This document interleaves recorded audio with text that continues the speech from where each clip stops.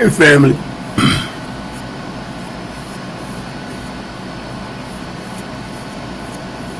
See, men start out combing it while it's young. Look at my look.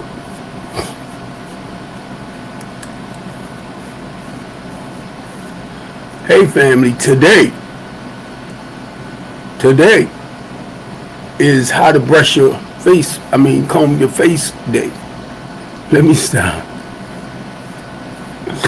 Today is Men's Mental Health Monday.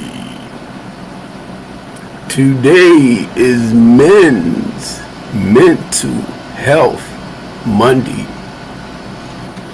Let me tell y'all what I put on my TikTok. What I put on my yard stream. Men's Mental Health Monday. And as I was doing it right, put the wording in, what came to my mind was minding my damn business. Men's Mental Health Monday. Minding your damn, I'm talking about for us men, business. That's what Men's Monday Mental Health is about, man. Minding our goddamn business. You talking about having peace in your life? Woo! Woo!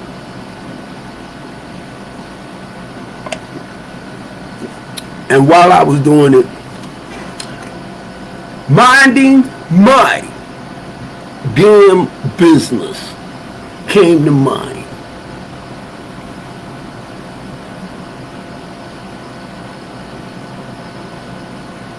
So I'm minding my business.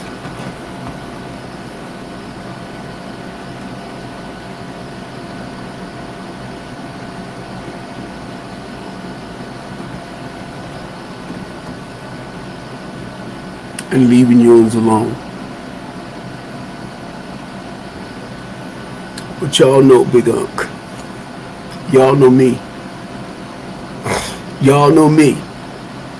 Anytime I got something to share with y'all, Big Unc will share. That's one thing about Big Unc. I don't really want to tell y'all. I got up early this morning. I went back to sleep. I got up again because I got to check my messages and everything. Whatever phone calls come through. And I went back to sleep.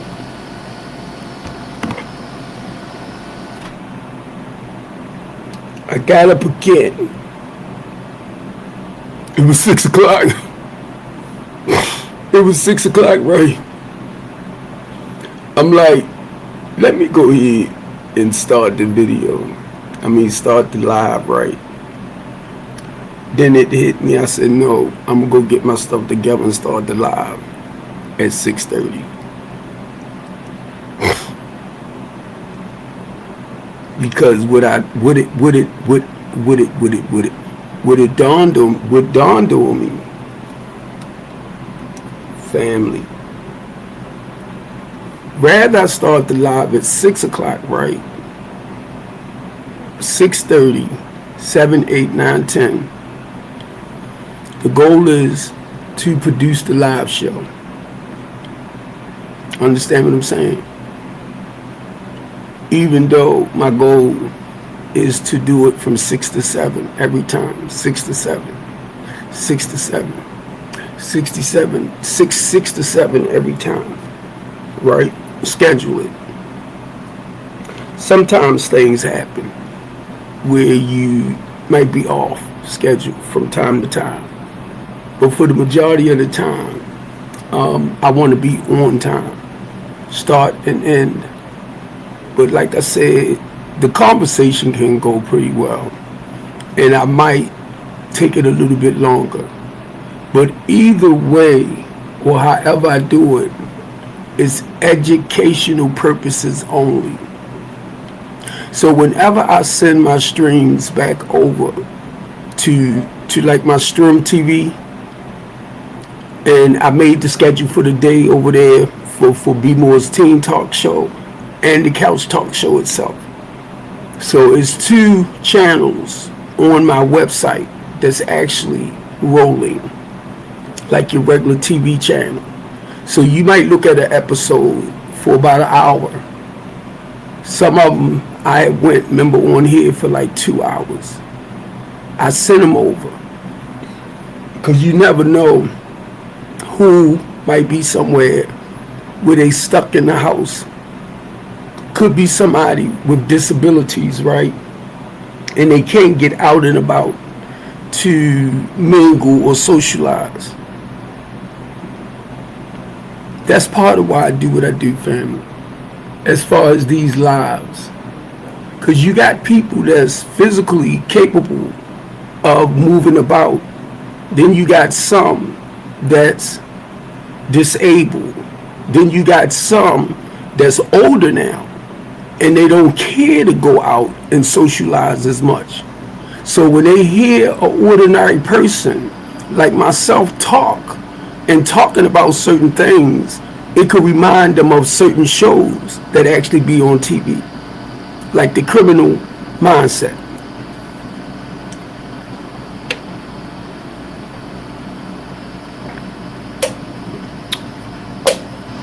America's Most Wanted.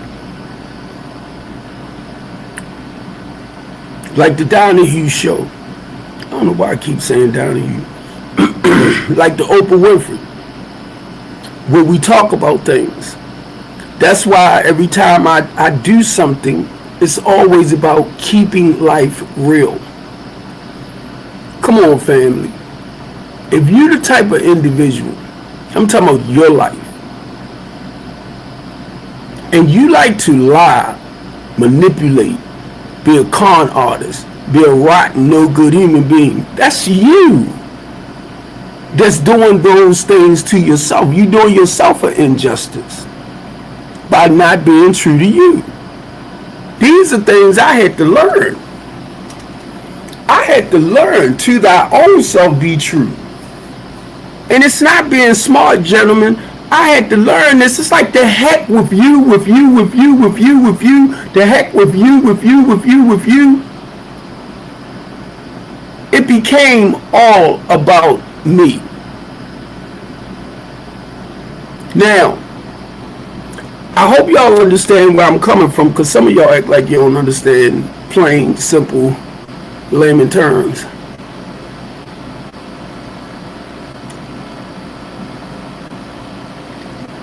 I even had to look that word up to see what it really meant. Just speaking plain English. It's not complicated. I try to keep my words so plain and so simple. I ain't all into this trying to be intellectual, trying to be perfect, trying to act like I'm bigger and better than what I am. I know I'm a good-looking guy, though. That's no lie right there. I know I'm a good-looking guy. I know I'm a handsome dude. You can't change that. You can't change that. I know I'm a handsome dude. You know why? Because I had to learn how to love me. See that vampire teeth? See that vampire teeth?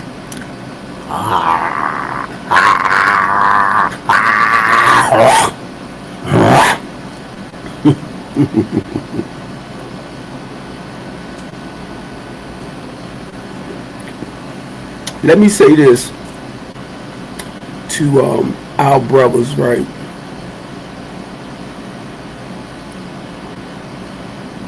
Once I stopped using like the drugs and the alcohol, right? I'm gonna say it again. Once I stopped using the drugs and the alcohol and hustling, I gained the life truly worth living, brothers. You know how we used to you always looking over your shoulder, something happened, you go, oh, what's going on? What's going on? Were you ready to run? I don't live like that today. And I know things gonna happen, you know. But now it's like I can sit somewhere and I can turn my back to the door. You know how good that feels? I don't have to always be in my head thinking somebody coming for me. That's a beautiful feeling, brothers. And look, when I first got clean, I kind of thought like that, because you always got to watch your back. But when they told us to sit on the front row, brothers, take the cottons out our ears, put it in our mouth, the whole point of them saying it to us, because a lot of the old information people that we lived off, as I begin to hear other men and women talk about the things that they used to do, I hear them talk about the things that they used to do. Watch. I'm hearing them talk about the things that they used to do. They only talked a little bit on it. And then they went on into a recovery process, a day at a time, of not practicing those behaviors no more. So now, mind you, I'm hearing this. So little by little by little by little by little, it's pushing a lot of the old information out and practices. You get it? Because now I'm beginning to hear and take on some other things now to better my life. So it wasn't something that happened overnight. It happened over some nights and then years that I began to understand. It started sinking in. Then when I started practicing certain unhealthy behaviors, still, it would remind me of what they would say. And it was like, let it go. Let that one go. See, now guess what? Understanding, I got a defense mode now. Look what I'm saying. I got some new information to protect me from that old stuff. So whenever I find myself going left, watch it, gentlemen. Watch it, kings. Whenever I find myself going left, because I want to practice them old behaviors. Look where I'm sitting at. Anytime you're on a spiritual journey, and when I say spiritual journey, for some of y'all that might not understand, y'all might think I'm talking spooky stuff. I'm talking about living by some morals, values, principles, standards, self-integrity, boundaries for yourself. You set them for yourself. Nobody else. You got to set them for yourself. So when I find myself, gentlemen, going this route, taking that route, the goal is, sorry y'all, the goal is, right, when I recognize I'm hitting this route and I'm identifying with the chaos and the confusion again, rather it's mentally, emotionally, and it's messing with my conscience, which is spiritually, gentlemen. And women, you can look at this too. Because one thing you cannot tell Steve Copeland, women, about Steve Copeland. Okay? You can't. Because you're not me. You can do some assumptions, what you think and how you feel. But when you talk about Steve Copeland, you can talk about the bad qualities that he shared about his life. Oh my God, did I say that he shared about his life? And then you can say he's not practicing those things no more. Now, I'm going left. I turned my seat this way because what's behind me is the right way of doing things. Want me to say righteous? Want me to say productive? You want me to say meaningful? It's right behind me.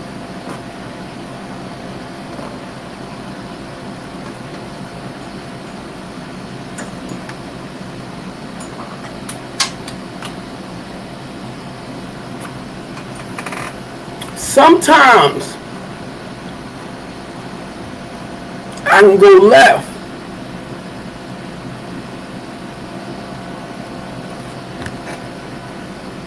I gotta stop.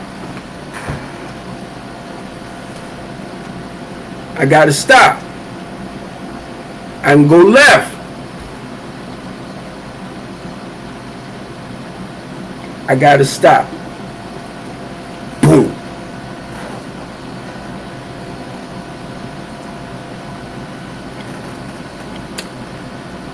Too much pain, too much chaos, too much confusion when I go left.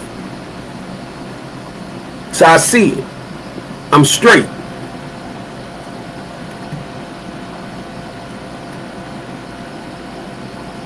Am I going to stay left? Because I can go back left. I can turn back left. But am I going to do this?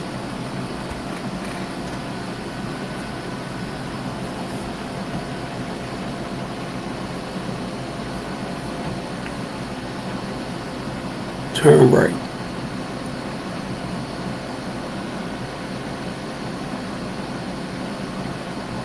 Man, if you just missed what I did and how I did it, you're lost.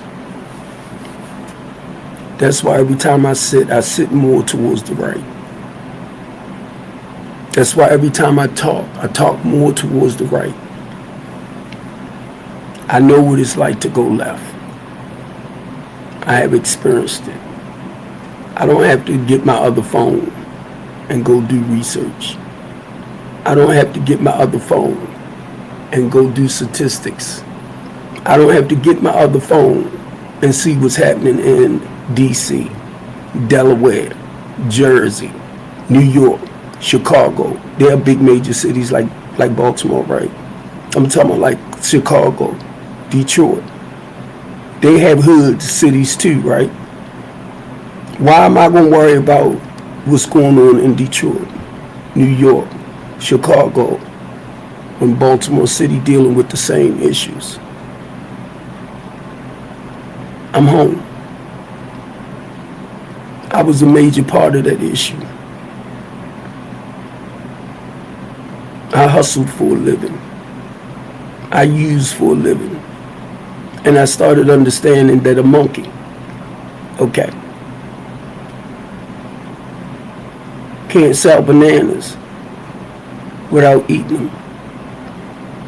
So the bananas that we used to sell, I was starting to eat more bananas than what I could sell. That means using them. Come on, be honest with yourself. That's why it's to thy own self be true. To thy own self be true. See, I don't live that. I haven't lived that life for 33 and a half years. And when it comes to when it comes to helping other people turn their lives around, I don't take that for a joke. Let me make that clear. When I was hustling, you could not tell me anything. And some of you educated, smart people sit back and say, oh, you know what you were doing was wrong. You know this, you know that. I'm going to tell you, we will justify. Listen to these other words when you say stuff like that out your mouth. People will justify and rationalize certain behaviors to make it right. I'm talking about wrong behaviors and practices. What's up, call me? You could not tell me.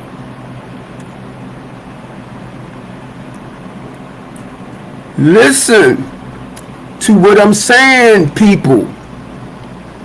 I've been married twice. Watch what I'm saying. The goal was to stay faithful and loyal and stuff like that in my marriages. True to thy vows. But then it came to a point I would step out. Nah, James, I know you like me. Nope, I do not mess with men. And if you're a man that likes other men, it's okay. Stop playing, James. But no, if you are a man that likes other men, because I have sponsored, I sponsor men that actually like men, and someone was married.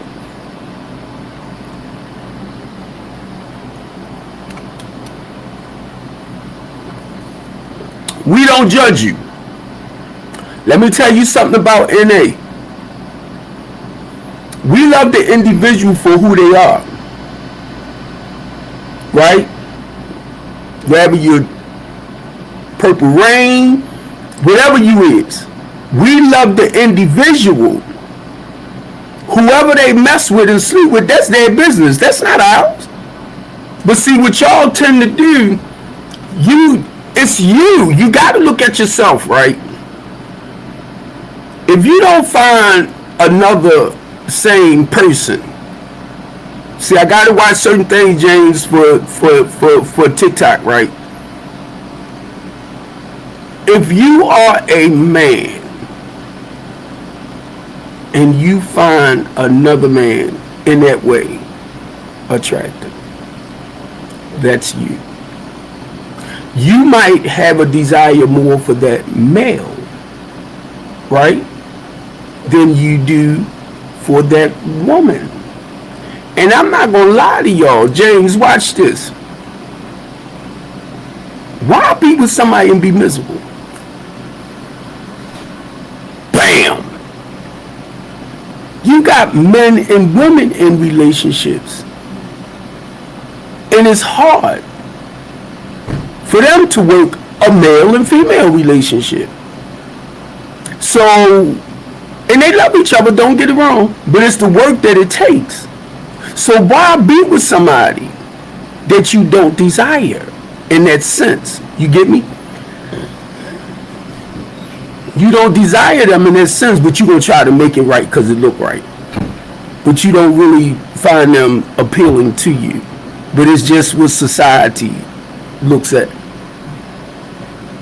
So you messing with somebody and you miserable. But then you'll turn around and start stepping on the outside. And then going back home. Stepping on the outside. The whole thing is with all of that, with everything I'm saying, family. Whatever makes you happy. Whatever you enjoy in life. Go for it. It's your life. It's your life. And one thing I understand about that, James, and I gotta go here, family. I don't care what y'all think. Because I'm looking back at Steve Copeland. When I read into Jeremiah, nah, James, I don't play video games. No, I might play puzzle. I might do puzzle stuff like that. But the regular video games, like some people, like my son, my son into it. But one thing about him, he balances out his life because he works, he plays soccer, and then in his time, he's on his daggone thing with his games. I'm telling you. Him and some of his soccer members, they all play soccer together. I mean, they play soccer, they play the gamers too. But look, I'm James. I don't have nothing against nobody. Your life is your life. I don't care how you live your life. My thing is find peace within yourself. James, I'm 64 years old, right? My ex-wife, I'm 15 years, no, James, stupid self. No, look, James, when I used to run, the way I used to run as far as chasing women, I was hoping and praying I didn't run into one.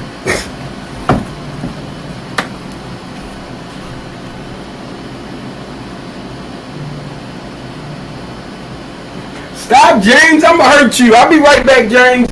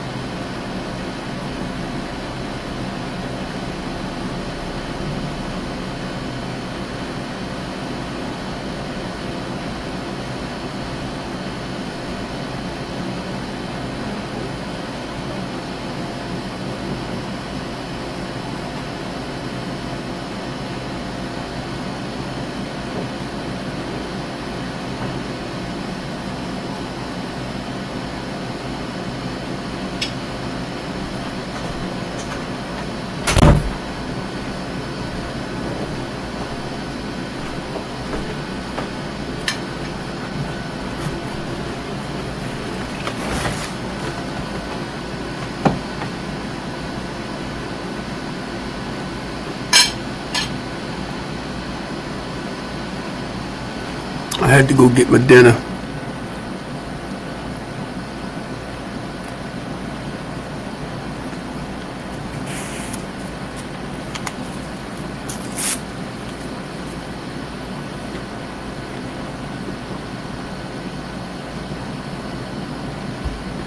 I started my live and I had put my dinner in the microwave. So I figured I'd come on and start it at 6:30.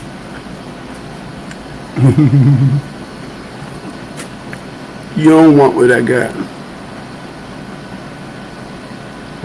I got boiled chicken.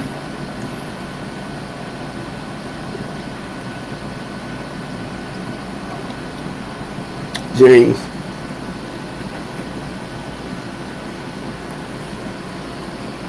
I get the frozen vegetables, right? This is broccoli. And I'll eat the whole bag. I got baked chicken over here. Well, it's boiled. And for the starch part, I just threw in a little, like the fries thing. I just threw, that's the starch. I just threw a couple of these on just to put starch, vegetables, and meat.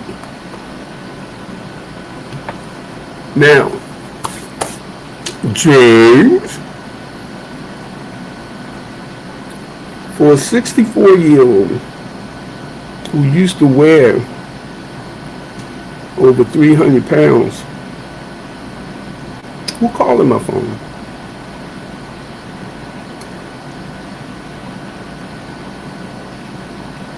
I had to watch what I eat, how I eat, and to keep it plain and simple for y'all. I'm at 192 pounds.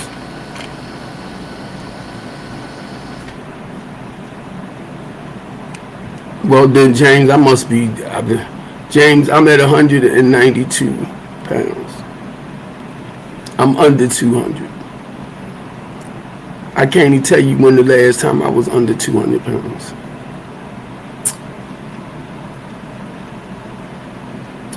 Family. I wouldn't suggest everybody to do this, James, because I'm a diabetic. I only eat basically once a day. I was looking at the time the other night, James.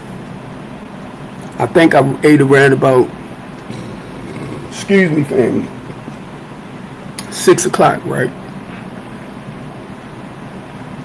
And I'm up till about 6 o'clock in the morning. And I'm sitting up here and I'm looking at me. I said, oh my God. I haven't ate nothing else in 12 hours.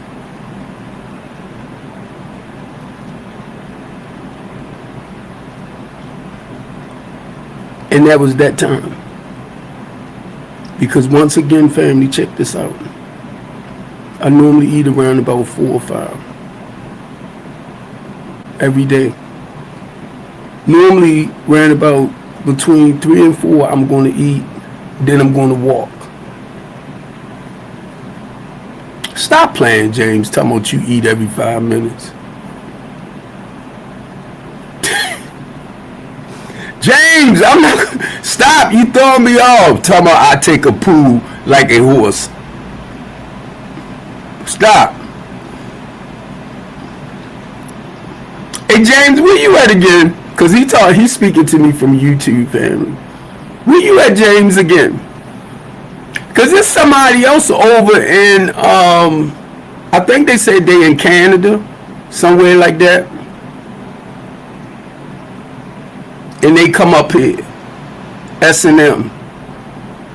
I can't pronounce their whole name, James, but I know you normally pop up around about 6:30.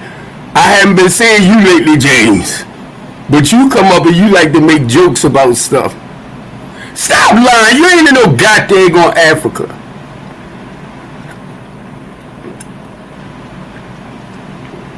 You might be, James, but that's not what you said before.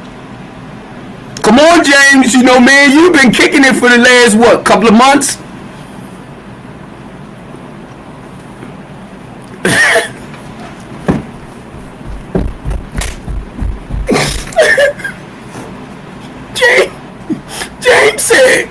James said he in the tribe. He in the tribe. Forget you, James. But look, family. Look, James. See this, James. I know James act like a fool. I know that because that's how we started out, right? And he likes to say a bunch of stuff to make you laugh, right? And sometimes when he don't show up, because I know he gonna say the most outrageous stuff, I be missing you, James. I ain't gonna lie. I look over and it's call me James. Oh my God. But now, family, this what I love. Keep in mind, because I sponsor men.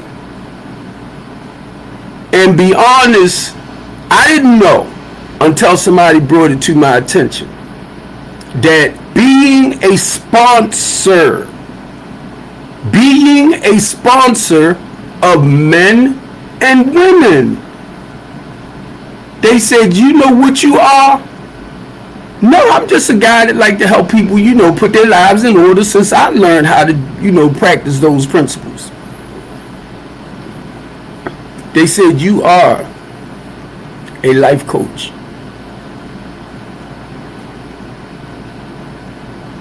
So I read up on it. And it actually told me everything I do is considered as being a life coach. It's helping people turn their lives around. The difference with me and your clinical technician, the longer they keep you, they make money off you. It's a business for them. Sam said you the guy around here. I mean, James said you the guy around here. Now, I know some people might be certified in those areas. And the only reason why, to be honest with y'all,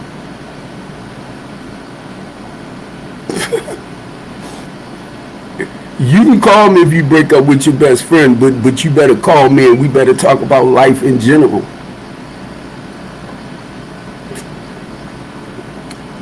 I sponsor guys early on, because a lot of them are like they older now. Come on, been in this process for 30 something years. They moved on with their life. Once in a while, we might call each other, hey, how you doing? How you been? How's the family? You know, just checking on each other, things like that. And then once a year, it's a group of us that meet us together for Father's Day, right? And we've been doing that for the longest time too. And I'm gonna tell you, a lot of the guys, I can tell you point blank, James, a lot of the people that I sponsored throughout this process either got into the ministry, they all started their own businesses, and they doing their things. And I'm really, really proud. Then you got some that made the decision to slip back. And whenever we talk, I don't beat them up. I don't drag them down. You know, I love you anyway, bro. How you been with that? I'm here for you. I don't do that. I don't do that. They'll tell you. They'll tell you. Because I know sometimes people stop doing certain things just because their life was spiraling out of control, right? And then it might get to the point later down the line when they get control back over their life, they want to dip and dab. Because they feel like they can control it this time. You get me? Now, guess what? I can't knock that. So if you make the decision after 20, 30, 40, 50, 10, 5 years to go back to using, that's your choice. That's your choice. You made the choice to go and pick back up. They used to say it all the times in the meeting, James. Not that they used to, they're still saying, well, I do. If you don't pick it up, it can't get in you. If you don't pick it up, it can't get in you. I'm down there putting the water on for my coffee. Then I got to make my cup of coffee. Then I had to put my food that I already cooked in the microwave to heat them up. So it was like, Steve, do one thing at a time. Get your cup straight for your coffee.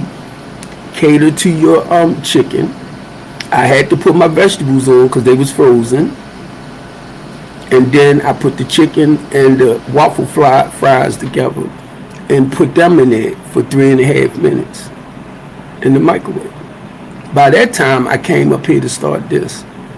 It was like one step at a time.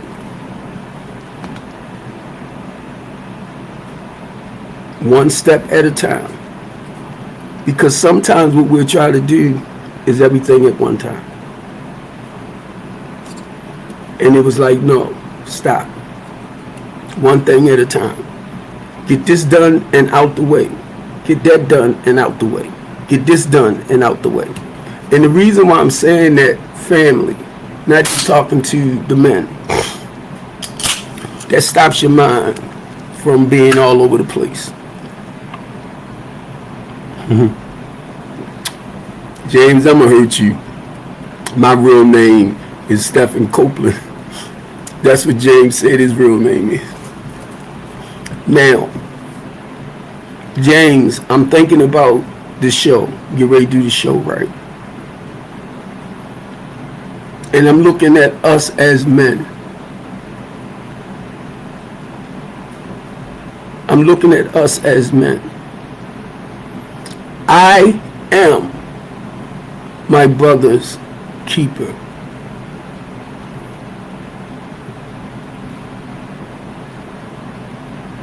I am my brother's keepers. I am a man. I basically know how other men think, how other men tend to do things, because I am a man. Some men set boundaries. And be honest, they don't cross them. Excuse me. Some men set boundaries. And they stand firm on their morals, values, and principles. Even though sometimes they might want to compromise them. They stand firm. Because I get like that sometimes too. Certain things I just don't do. It's not that I don't want to do it. It just don't feel right no more. See, I can say that. Been there, did it, done it. Now, James, this is what I was getting ready to say earlier, right? I've been married twice.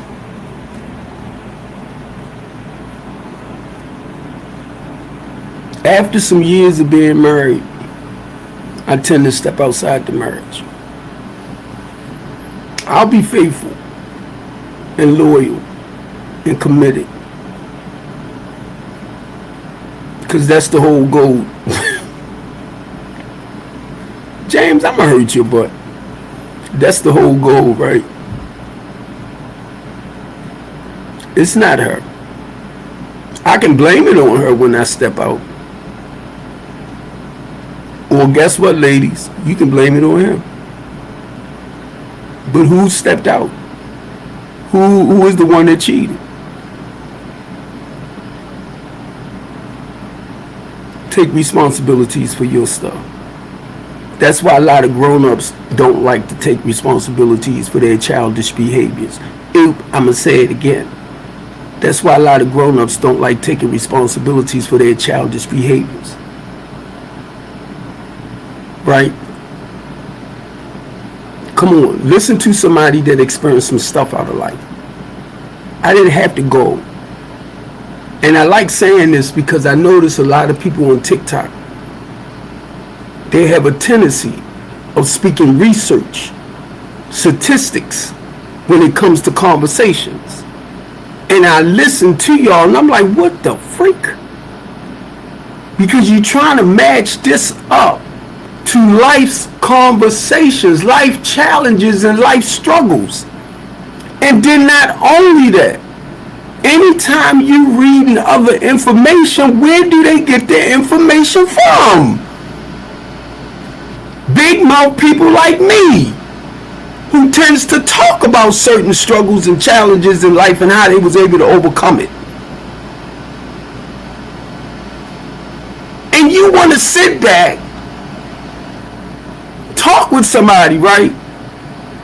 And then you want to go where the scientist said this, the scientist said that, or the therapist or the theologian, and then they're back to it, just to join in on a conversation. And I'm sitting up here, right? Only reason why I can say this, man, because I can only share my experience. I wasn't there when God created Adam and Eve. And then turn around and find out, I'm just saying this right because they popped in my head. Then turn around and find out Neanderthals. Homo sapiens. We talking about hundreds of thousands of years ago.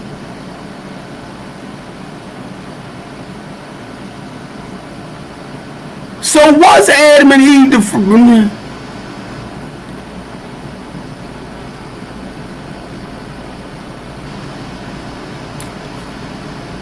But the truth is, all that historical information, they got it from somewhere to repeat itself. That's all it's doing. That's all it's doing. That's all it's doing. Because when I sit back and look at life now, they didn't have vehicles. They didn't have microwaves. They didn't have cell phones. They didn't have these things.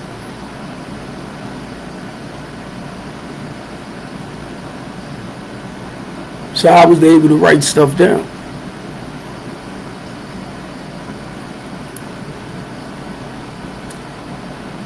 Somebody had to see something in order to repeat it later. I'm talking about to be able to talk about it.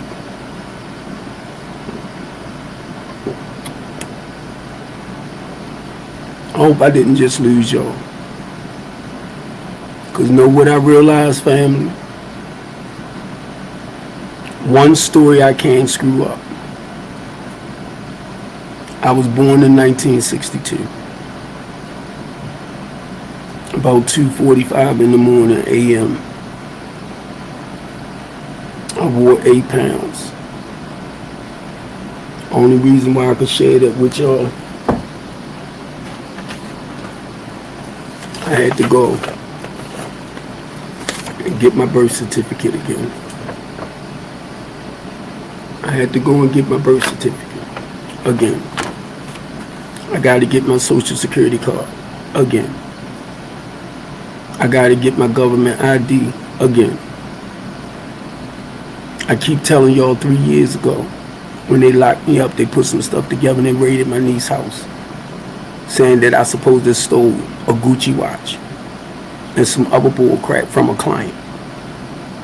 Now, we talking about homeless and less fortunate people.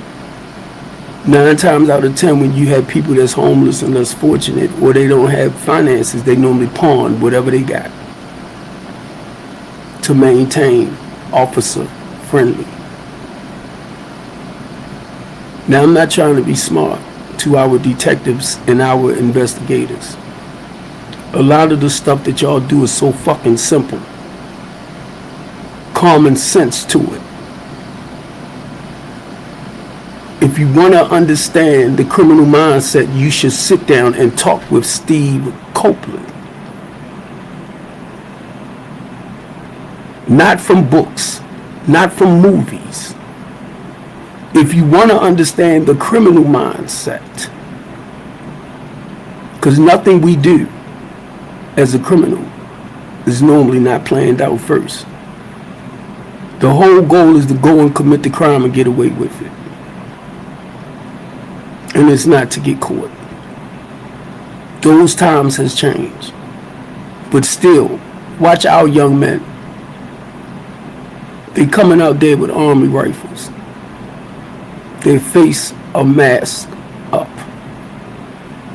Who used to do that? The KKK.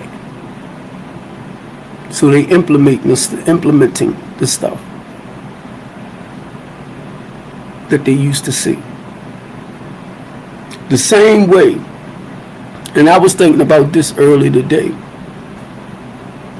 before I came upstairs, family. If somebody go out there and commit a homicide, and if they actually want to get to that person, they can. But do y'all realize they will lead them on the streets to continue doing it?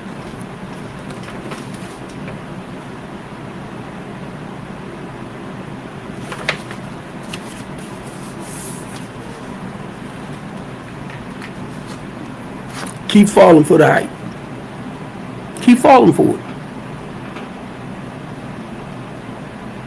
And I'm talking about in your marginalized communities.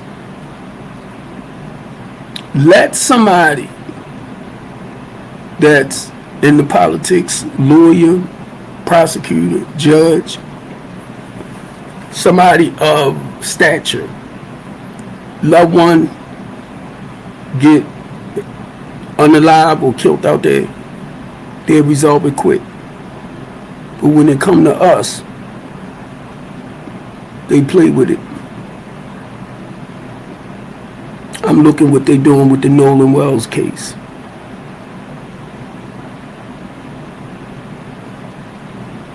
Know why I understand a lot of this?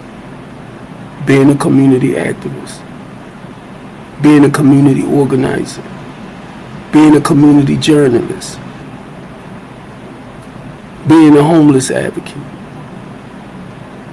being a human rights advocate.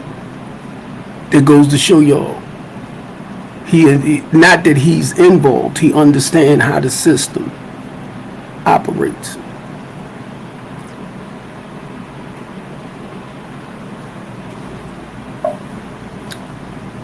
And I'm not trying to flip, family. Check this out. This is stuff that's popping in my head, brothers. The Nolan Wild case. 4:31. The boys left the island. Nolan Wild was dead. Two people, credible men, credible people, right? Attorney, what you said out your mouth.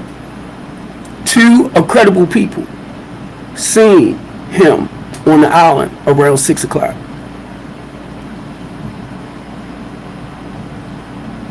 The guys he came with, why they still investigating him.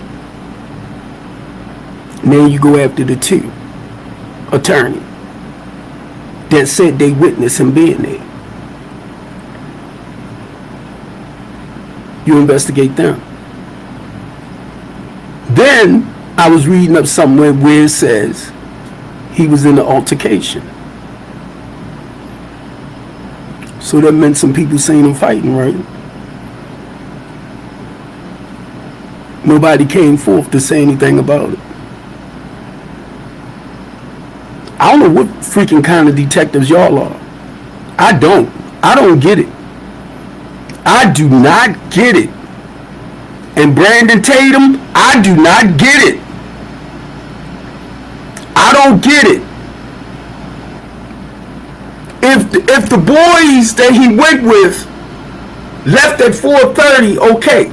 Somebody seen them on the island still. Y'all talk with them, then y'all let it go. But nobody know what actually happened to this young man to come and tell y'all I seen personally with my own two eyes. I witnessed this for myself. What happened to him? Nobody. What type of investigation is that?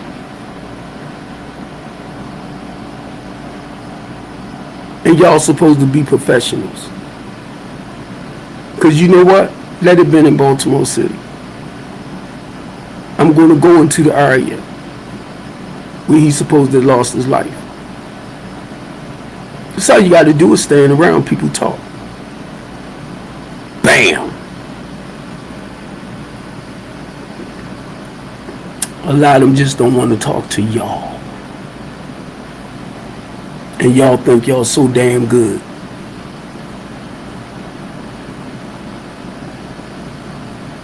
I'm like, I cannot believe this. I cannot believe this. Okay. Warning them is out the way. Let's do that. Two other people seen them around 6 o'clock. It normally get dark around there about 8. So most people's leaving about 6:30, 6:45. Nobody witnessed who he was in the altercation with. What happened after the altercation? Nobody seen it. Well, guess what? Somebody say he was in an altercation. Now watch what I do again. Somebody said he was in an altercation, but nobody seen it.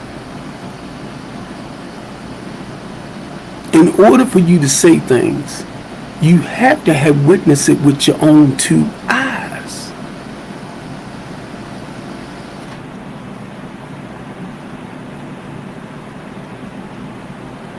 Somebody gonna tell y'all they seen him fighting, but they can't point out to you the people or describe the individual that he was probably fighting with. Okay, you can go.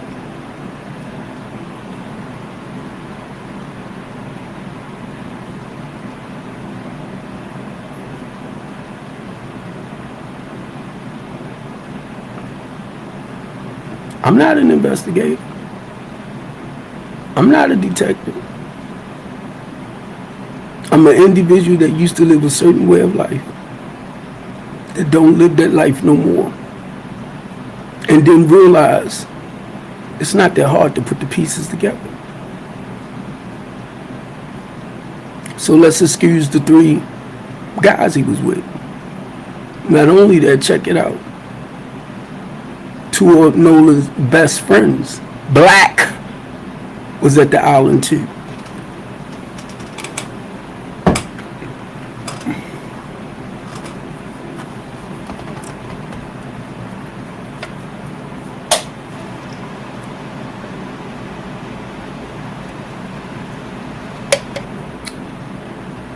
Can you understand why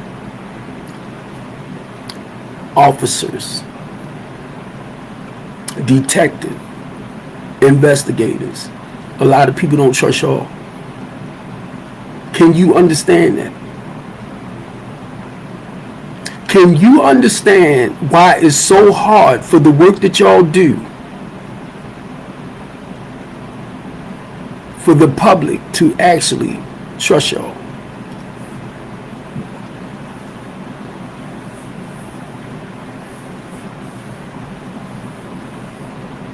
You withholding information.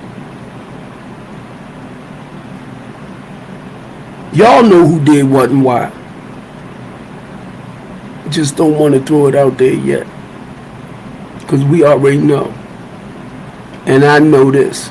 I was accused of 14 charges by 1 police, 3 by a detective. So I know how y'all can put bull crap together. That's not true. I personally experienced it myself. So I know the games y'all play. But guess what? It's not your title as a detective or as a police officer. I'm looking at the human being. How can you live with yourself as a human being treating other people like that? And you'll go on with your life knowing you done put a lot of false charges on people, had people arrested. Now I'm going to get ready to end this because my hour is almost here. Men's Mental Health Monday. Brothers, this is one of the reasons why I talk about us as protectors. And it's not to say the women not, please. I'm talking about us men. As protectors, as overseers, we want the best. I know I do.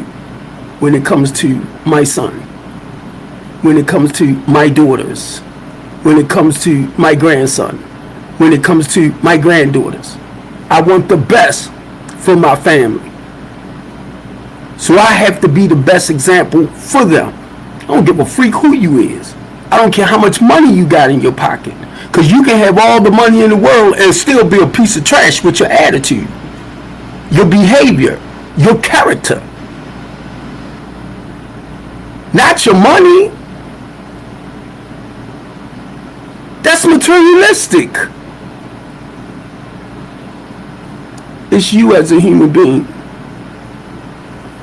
Brothers, that's why I talk the way I do. Because number one, you never allow another human being to make you feel less than, worth than, and all of that. You never.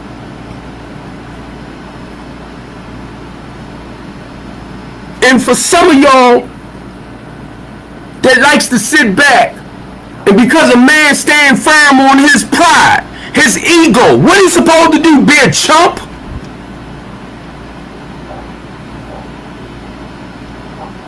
And then you as a woman, you call yourself being a woman, stay in your lane to represent your man. You don't have to challenge your man. Do you think I want to be in a relationship with me and my wife going to argue all the time? We in competition with each other? No. I've been there. I did that. I done that. I don't never want it again. I know I'm a powerful, strong black man. But I know too, it's times I gotta humble myself. But I'm a strong, powerful black man. It took work for me to get here. And y'all miss it. Most of the time when you got people like myself, started out at 11, 13 years old, drinking Thunderbird. I'm running from something in my life. A therapist told me that. I'm running from something. I said I was a happy kid. I was this, I was that. And she was like, no, you weren't, because if you was, you wouldn't have used that stuff. I was like, her? I was lying to myself. And it's not just the drugs, the alcohol. It could be food. Do you know how this looks? You got a person about 300 pounds. 100 pounds over their natural weight, or 2. Maybe 150. And they're going to sit there and tell you how to eat healthy.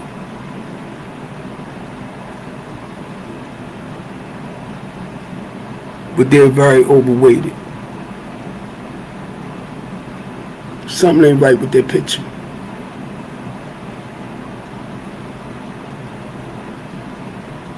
You get me, James? You got a person who's not physically shaped. They're going to sit here and tell you how to eat. And my thing is, how did you get that big?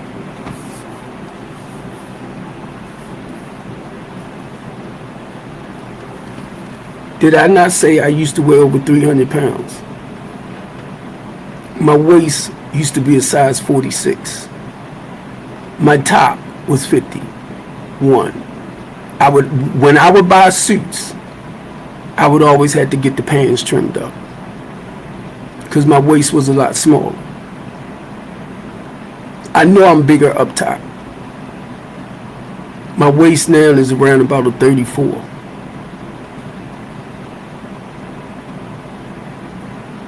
Listen to what I just said. I used to wear, my waist used to be 46. I am now a 34. And I guarantee you, it all depends on how they cut. I would have to get size 32 pants so they won't look bulky on me. So when I sit back and I say things like this, I used to be over 300. I'm down under 200.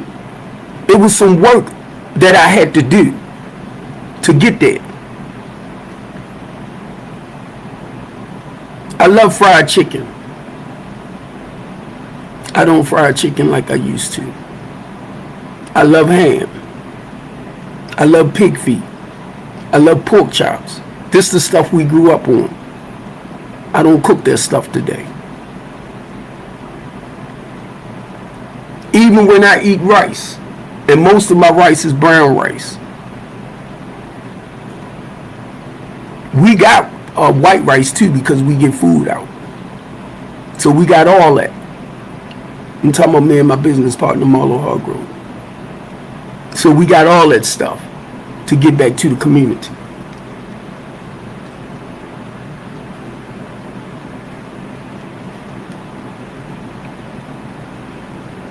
Uh-oh.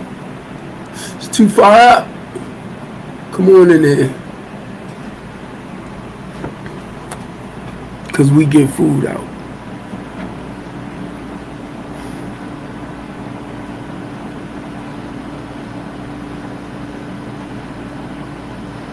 Ham, turkey, pork chop, spare ribs.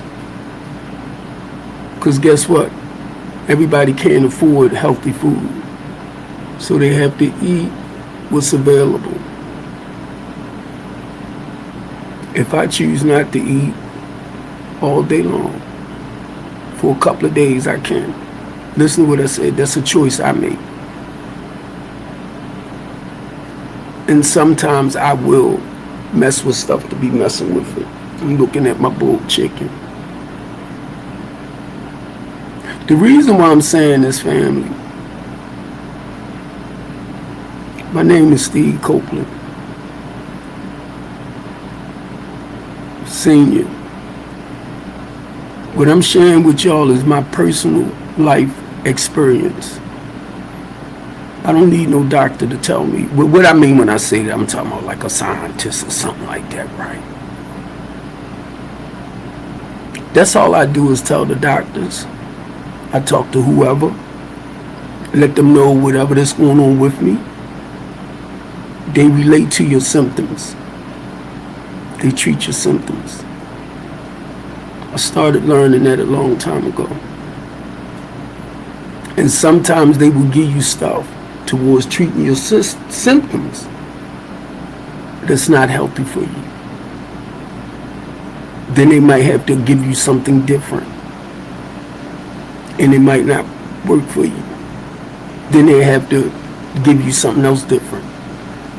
Prime example, my doctor stopped my insulin and stuff. The medication that I'm taking, or I have to take, the co-payment is $300.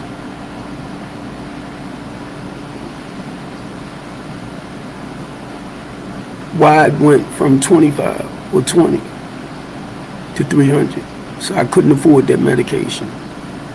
It's not that I couldn't have got it, but then I would have had to pay that amount just about every month.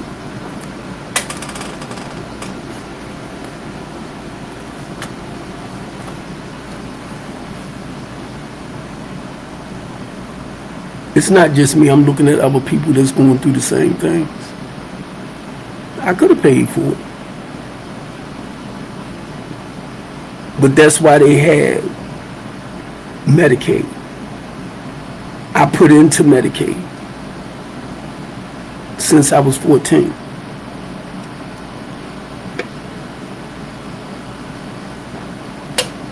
They have supplemental programs. Men, listen to what I'm saying. Listen to what I'm saying. Listen to what I'm saying. You know why? I had to learn about Steve. I had to learn the ins and the outs when it comes to Steve.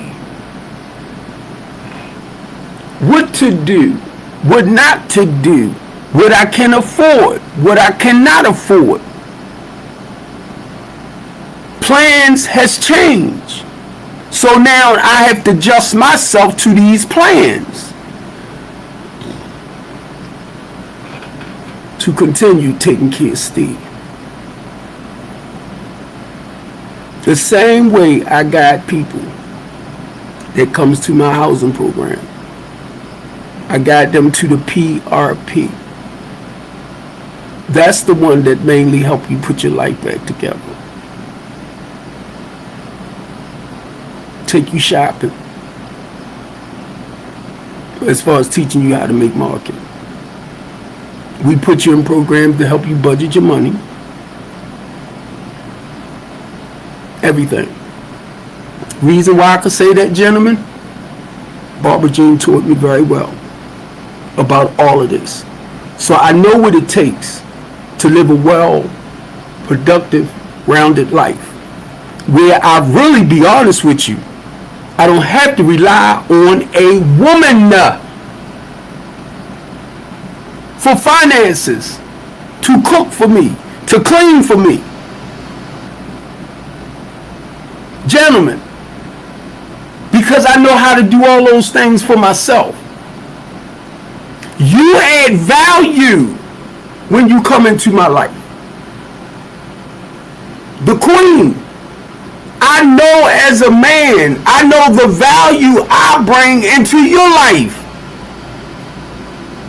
As a man, I don't need you to tell me, oh, you need to do this, you need to do that, you need to. Barbara Jean taught me very well.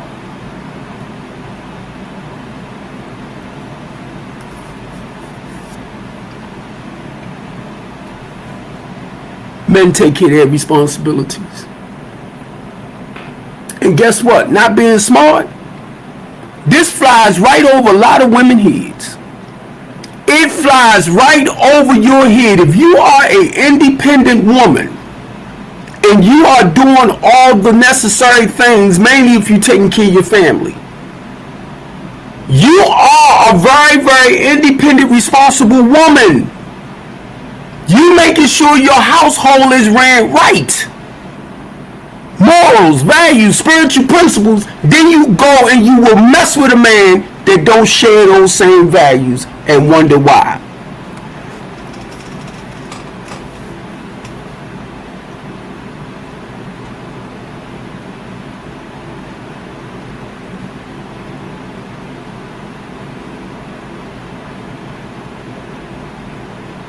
You will turn around. Say like you making $100,000 a year. He might not make $100,000 a year, right? What you make, that you're able to maintain your household without government assistance, without food stamps, because your profession provides all of that what you pay into. So I know the difference between having a professional job and a regular one. I did tractor trailer driving, so I know. It was the companies I worked for that provided all those services. We just paid into it. But you'll sit back and listen to somebody like me and say, no, that's not true. Yes, that is true.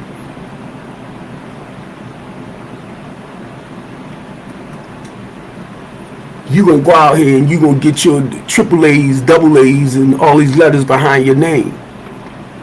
You spent all this goddamn money to be a professional. Then you're going to get with a company that can't pay you back what you put out, so that you can pay off the loans that you got to go to school, and that company can't pay you enough, and you servicing their company with your profession? Bull crap. Bull crap. Because you are the one that's making them rich. Millionaires, billionaires. It's the employees. Men, please understand what I'm saying. Men take care of their responsibilities. If I want to go back to school right now to get my high school diploma, I can. Matter of fact, around 35, I went back to school to get my GED. I think I made 223 in it, the points wise. But I think it was supposed to have been like over 225 to pass. The point was, gentlemen, I went back. I didn't pass it, but I felt good that I attempted to go back.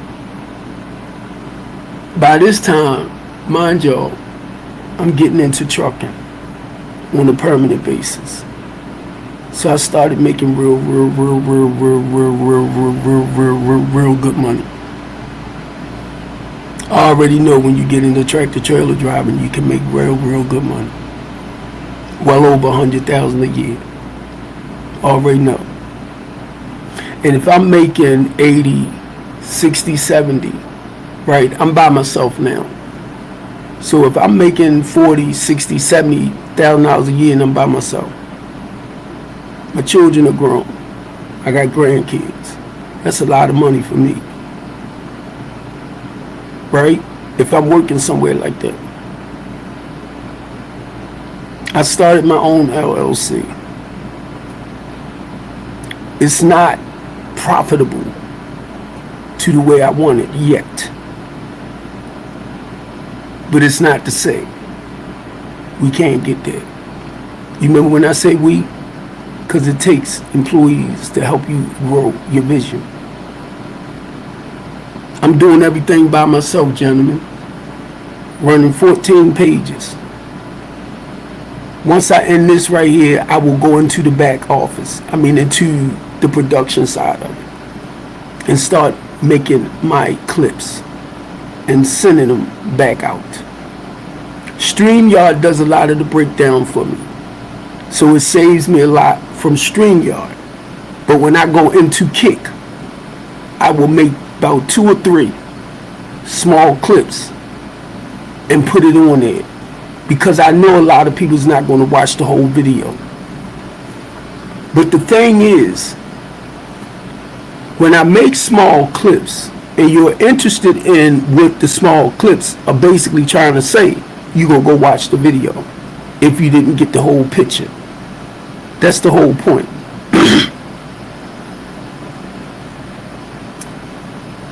I do the same things with LinkedIn.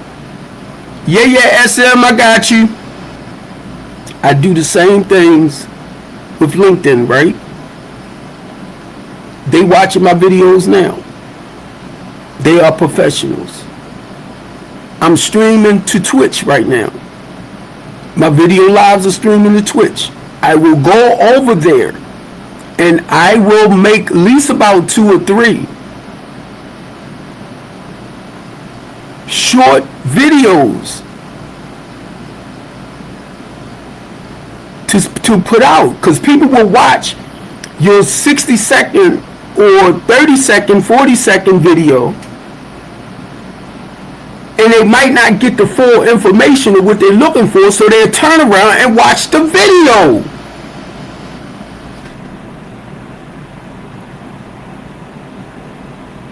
This is what we call broadcasting.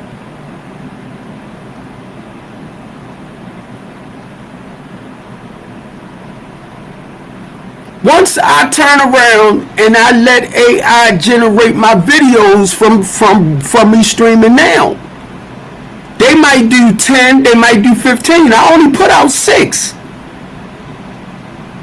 or 7 because that's going to YouTube. And it's not just that it's going to YouTube, it's going to 3 of my Facebook pages. It's going to, and then I'll go into my Stream TV, which is my broadcast TV network.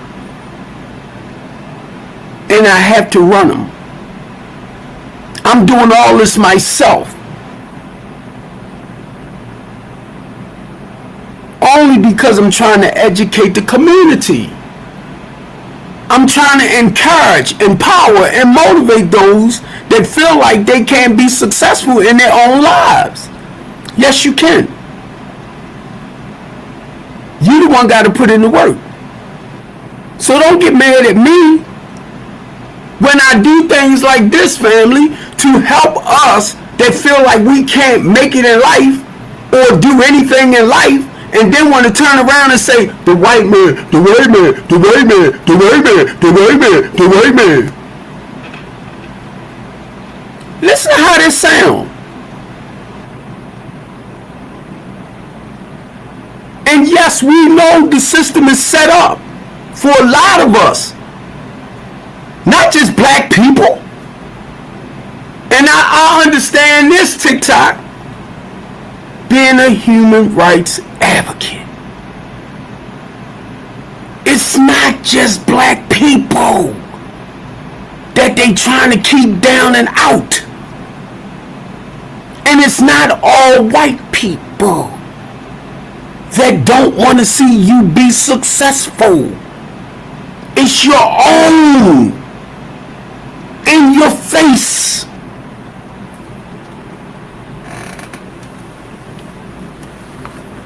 If you do not have actual white people in front of you dangling stuff,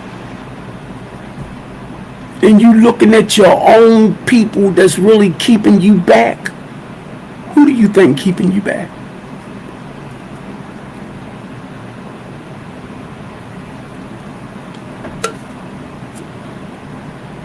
I had to stop that. And the reason why I could say this, family, being a part of Communities United, we went to Detroit.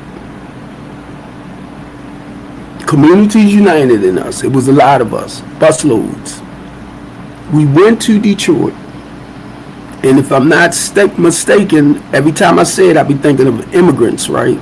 But I think it was the Hispanic community up in Detroit was going through the same stuff as far as being discriminated against. The same way I see what's happening to us in Baltimore City. And I'm talking about the black community. And I realized from that day forth that black people is not the only people that tends to suffer. And it blew me away. Because understand, when you living in a poor community, the poorest communities, where they supposed to help build, rebuild, but they're letting stuff fall apart little by little.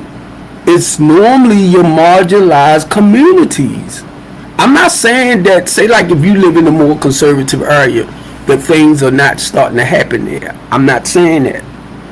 Because it helps me to see, if you talk about, well, I live in a more conservative area, I'm starting to see a lot of stuff closed down, I'm starting to see a lot of vacant homes and all that type of stuff, then y'all got to realize the city don't own a lot of them houses.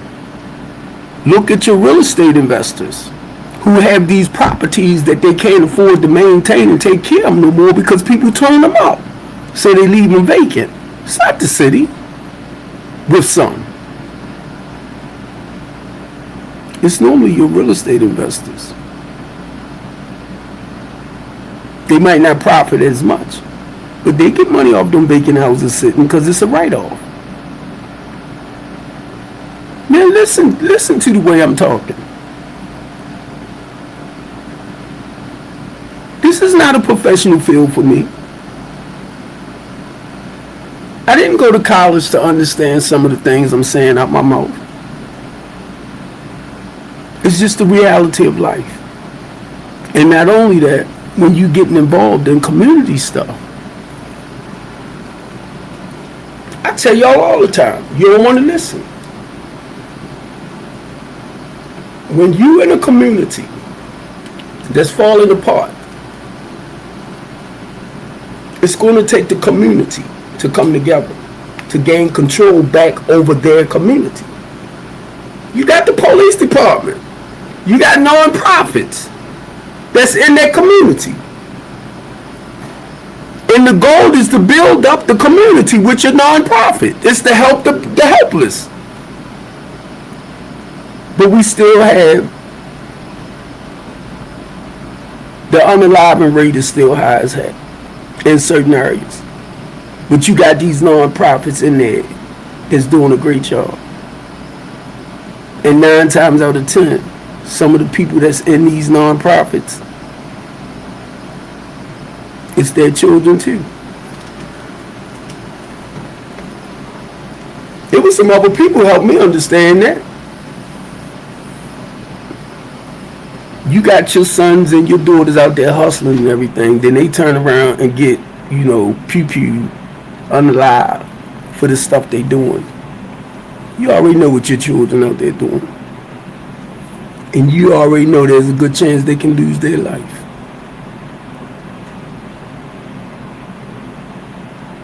You doing the best you can, I already know as a parent. But I thank God I can say this right now. My son ain't out there. My daughter's not out there. My nieces and nephews that I know might be 1 or 2 that's out there. But when Uncle Steve get with, Uncle Steve gonna talk to him. That ain't the life to live. Point blank. Point blank. What can we do to help you become a more productive citizen in society? That's the way you want to take it. Now, guess what? This is what I like about us. When you get somebody like me And be honest, I had to get with other organizations, other people. I cannot do it by myself, but I can talk about it. But when I'm on my platform, I'm letting y'all know as an individual. I'm letting y'all know as an individual that wants the best for his community. This is what we are doing. I might say but keep in mind, he's not doing it by himself. But I had to step up to the plate.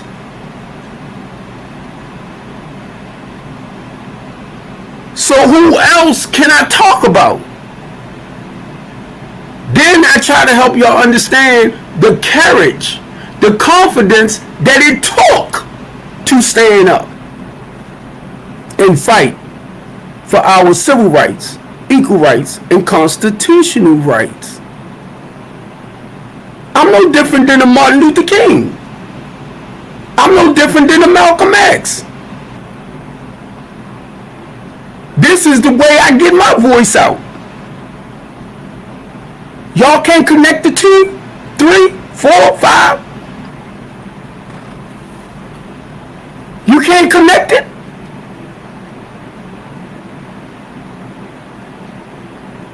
I'm sitting up here watching us as adults, right? We got a lot of platforms that we can go to and go, but everything falling apart around you. Your children trying to grow up by themselves because you're too busy on these platforms 24 hours a day, 7 days a week.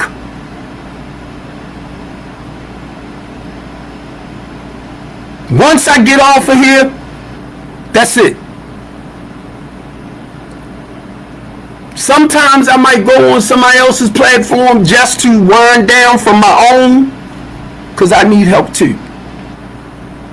But if I come on your platform and if it's full of bullcrap, I am going to drop.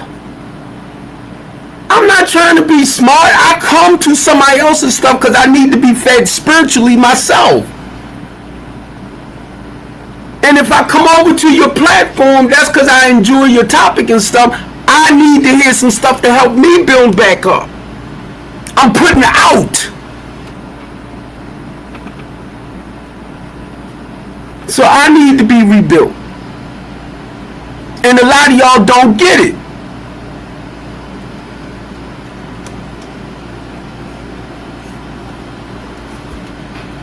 I'm pouring out. I'm pouring out. This is what I'm doing. So I need a refill. And a lot of us sometimes, family, we're so selfish and self-centered. We'll see that individual, like your pastors, your ministers, your deacons, that's in the ministry. And they pouring out. They pouring out. They pouring out. And rather than us saying certain things to help rebuild them, help fill them back up, we'll bypass them. But then we call ourselves lovers of Christ, followers of the Spirit. And you sit here and you watch. That's some selfish and self-centered bullcrap. And when you judge it, I know you're a sick individual. When you sit back and say, there I go again, he doing this, he doing that. What about yourself? Well, I ain't talking about me, I'm looking at him.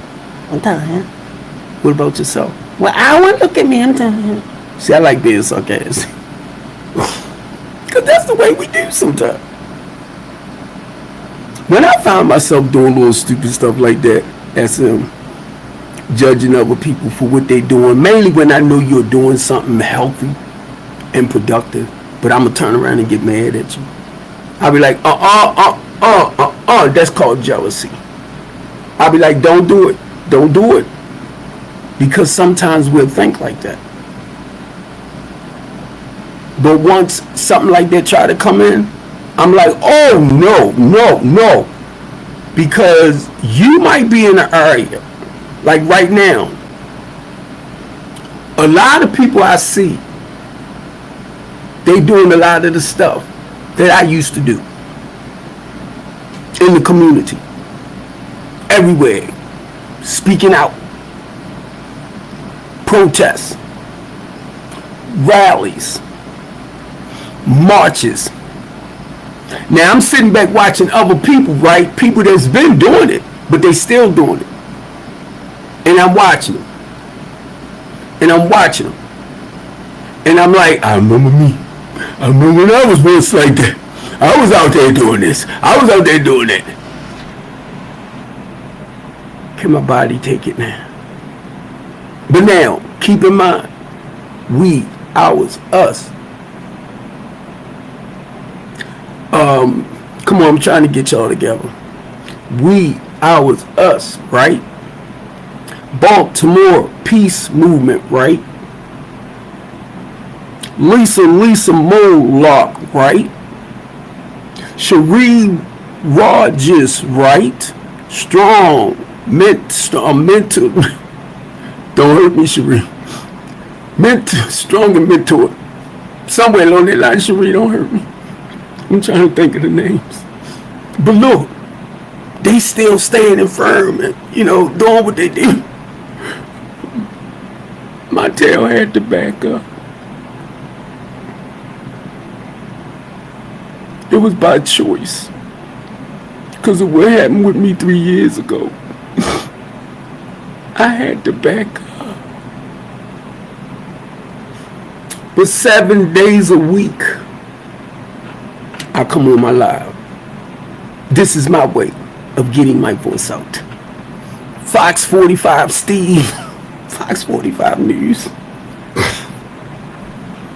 Don Lemon Steve, investigative reporter. Aaron Panaris from DC. We come on our lives and do this. I'm trying to think of the guy with the long beard, right? I started following him because I like his work. I like his work. I'm like, hey.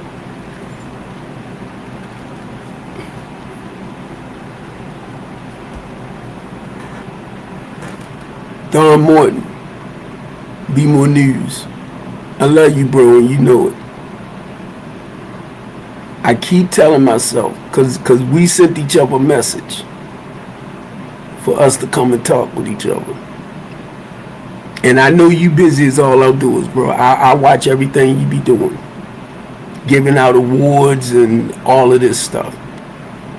Keeping people aware of what's happening amongst us black people. Sean Stanton. He's in the House of Delegates. Senator Coy McCray. I met Senator Coy McCray some years ago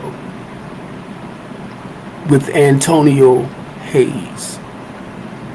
I forgot to tell you, Sean, that I grew up with Antonio Hayes' mother and father and our families. I used to go around the way and I would always ask for Pinky's son. How's Pinky's son doing? How's Pinky's son doing? I did not know Antonio Hayes got into politics. Senator Antonio Hayes. Barbara Robertson. I love you, Queen. Senator Barbara Robertson. My goal was to help her get reelected. Senator Antonio Hayes was running for the seat as well. I did not realize that was Pinky's son. Until I found out, I had to back up. And I am going to get ready to end this, but I just want to say this, Baltimore City. Some of y'all look at me in a negative way. That's your problem. It's not mine. Okay? I come from the streets. I was putting the poison back in the streets a while back, right? And I was listening to them talking about Lil Melvin off off of Pennsylvania and all of that. Now, my oldest brother, now, they remember Little Melvin in that sense. Now, I always heard of Little Melvin, Willie Adams and all of them, okay, from Pennsylvania, stuff like that. I didn't know we was in the same vicinity doing what we was doing. You know why? He was further down Pennsylvania Avenue. We lived up near Pennsylvania Fulton. I remember the Odells. All of us was doing what we was doing, family, and that's not to just kick out people's names like that. I met Little Melvin. Guess what? The one now that's helping to rebuild back up in Baltimore City.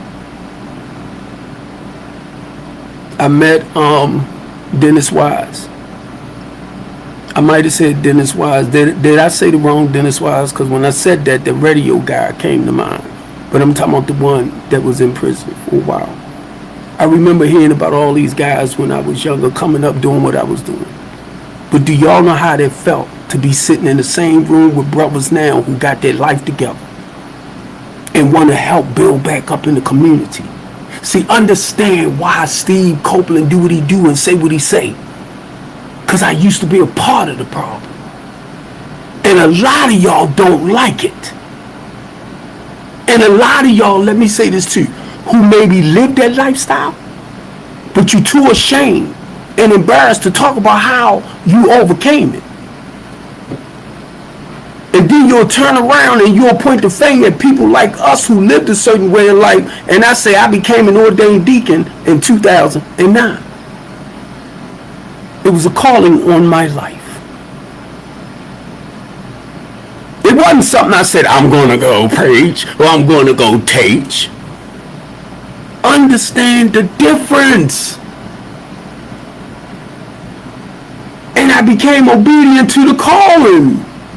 Some of y'all know God called you on this journey, but you're afraid to go on this journey. I know it. Many are called. Few are chosen. Many are called. Few are chosen.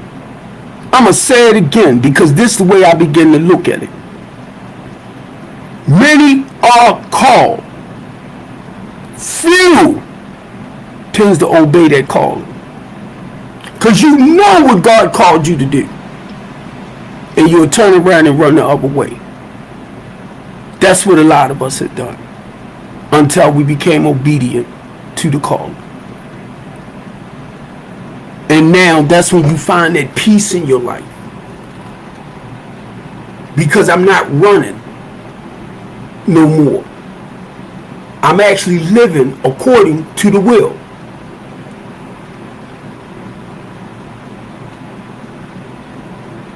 I'm actually living according to the will of God. Well, there ain't no God out there. That's just yourself. That's just yourself. Let me tell you this. I know it's all about me. I know it's all about me. You know why? Because I had to make it about me. And now because I have the courage, listen to how I'm flipping it. Therapists, psychiatrists, you educated people. Look how I'm flipping it. I had to end up gaining strength. I had to end up gaining power within myself. So when y'all talk about that's his ego, that's his pride, that's not his low self-esteem anymore. So you recognize.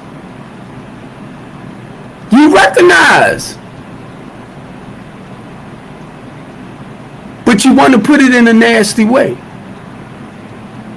It takes a lot of pride, courage, confidence to do what we do. But when you look at yourself right, and you know it's something special about you, but you refuse to walk in it because you're more worried about how other people are going to see you. I got you. Because sometimes my mind will take me there too, and I'll be like, stop. Because it's not about y'all. Do you want to hear the truth or you want to hear a lie? Keep going on these platforms where people like to lie. And don't talk about the truth. If you look me up, it will tell you my motto is keeping life real. Keeping my life real. To thy own self be true.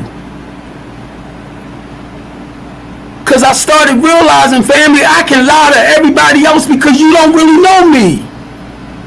So I can lie to everybody else to make myself look good. But guess who I'm lying on? I'm lying about me. It's not about y'all. Because when I'm left with myself, I gotta look at me.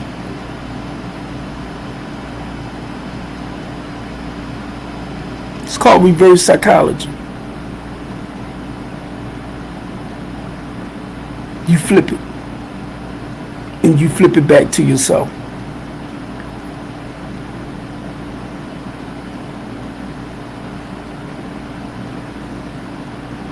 If I didn't think, if I thought me opening up my mouth wouldn't help one person, I probably wouldn't do it. I wanted to help the multitude. I wanted people to go, ooh, ah, this, that. But I realized throughout my 33 years, I might not never know who they is. Let me say it again. I might not never know who they are, where they at. If I can help one individual with the words I say out my mouth, turn their lives around, I did what God called me to do. I might not never know. But I know somebody somewhere need to hear whatever I say. Whether they're in Africa, whether they're in the UK, wherever I'm able to live stream to, and you're looking me in my face, you're listening to my words, they're words of encouragement. I love y'all. Baltimore City, take care. I'm gonna go ahead and end this.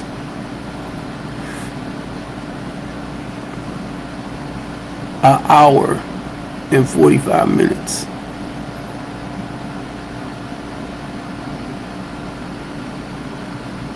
I only tried to be on an hour, y'all, but sometimes I don't know what might happen. And I ain't mad at all. Everything works to the glory of God. Amen. Take care.